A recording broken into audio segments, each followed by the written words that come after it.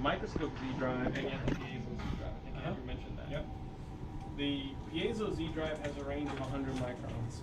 Mm-hmm. So if you start off in the middle, it's plus or minus 50, right?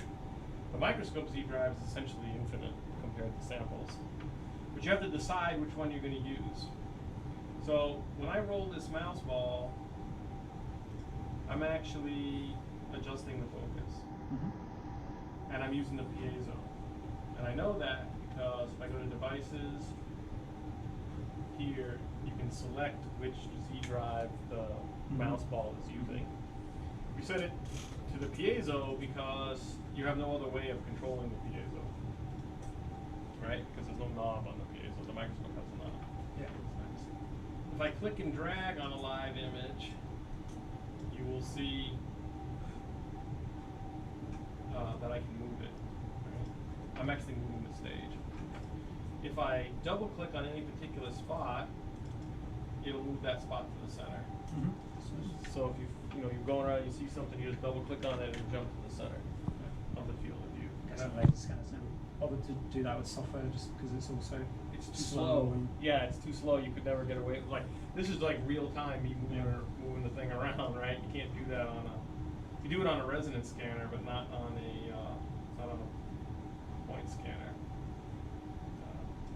Okay, so that's cool. We got that done. So now we want to go over what's going on here. Mm-hmm. So I made some buttons up here, and see the ones with the eyeballs? The eyeballs are new since lunchtime. We got a little creative at lunchtime, put eyeballs on it for you.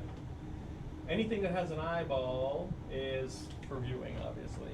So if I click eye blue and you look in there, or here, let me click eye green because the sample doesn't have any blue. If you look in there, you'll see the sample.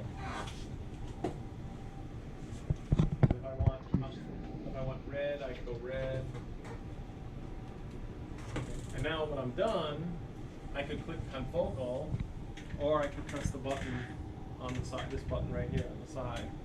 They do the exact same thing. So I'll hit confocal here. And now it organizes itself back to the confocal.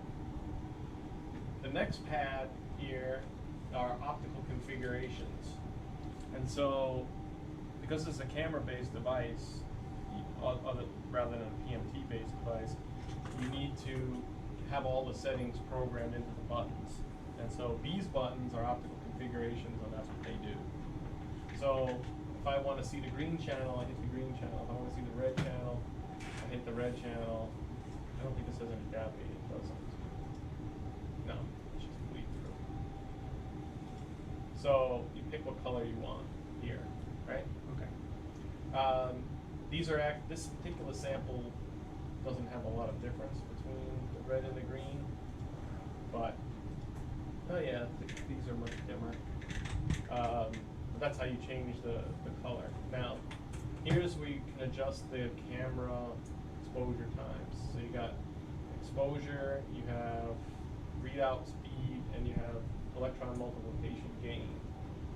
So this is a special kind of camera. This is called an EM gain camera. I don't know how familiar you are with the architecture of cameras, but Not a lot. not a lot. Okay. So that particular camera is called a frame transfer camera. It's very fast. It's 1K by 1K, 13 micron pixels, and it has what's called electron multiplication gain. So what happens is most cameras have the amplifier after the A to D converter, so it reads all the pixels, calculates the amount of charge there, and it assigns a value that you see, on the screen. Yep. The gain that they put on it is typically after that amplifier, so it also amplifies the noise. Yep. This camera has the amplifiers before the amplification step before the analog conversion. So it amplifies the signal, but doesn't amplify the amplifier noise. So it's kind of cool. So you can actually count photons with this camera. That's how sensitive it is. So you don't have a signal dim enough for this camera not to see. I'm pretty sure. If you do, then there's nothing there. Move on to something else. Because if they're there, this will find it. you can adjust the electron multiplication gain on the camera by moving this slider. Now there's a special value in here, 300. And if I go to 301, you'll notice that, let's see where my backspace on this. It turns red. I didn't go over this with you because we didn't get there. And so when something turns red, it's usually an indication that you shouldn't go there. So what is saturation? Well, so there's many noise sources in a camera, and in this particular camera, the read noise is essentially 0 because you amplified before, right? Okay. But there's also noise generated by the EM amplification. The value 300 here is the crossover point where you're not gaining any benefit by increasing the EM noise. Okay. Right? So, It actually goes non-linear after that. well, it's always nonlinear. No, before 300 it is linear. All right, I don't want to get into that argument right now, but Excellent. when you get to that crossover point, you're not getting any benefit on the signal by going higher. So you say, well, why don't they just cut it off there, right? Well, if you're counting photons specifically, you need the higher gain. And you don't care about the noise because you're going to measure a certain height and you're going to call that 1 photon. Another height you're going to call 2 photons. Another height you're going to call 3 photons. And so you don't care about the noise, but you want the gain. So that's why they let you go over. For all intents and purposes, on a confocal, you never want to go over 300. Yeah. Sure.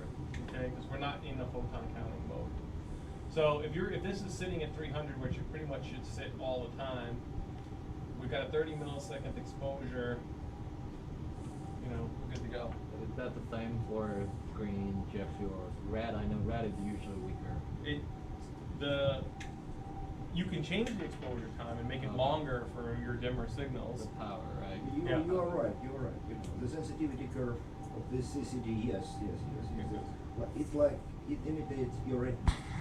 The most sensitive in the green region. Yes. Yeah. And then it drops down. And you are right. The red region is a little bit low. Right. But not much. But it's done on purpose. Okay. I Well, remember when I take the red, I usually turn the gain much higher than the green. It depends on your stadium. It depends on your sample and Yeah, dye and all that. RP But, usually express lower though. but you usually want to err on the side of caution in laser light. So if you make your exposure time longer, that's what better I than making your laser yeah, power right, higher. Sure. You can, do whatever you need to do, but there's a crossover point where live cells don't like Okay. that anymore. Okay. Right? That's it. It's the old. I have a story for this. So I have a beaker of water.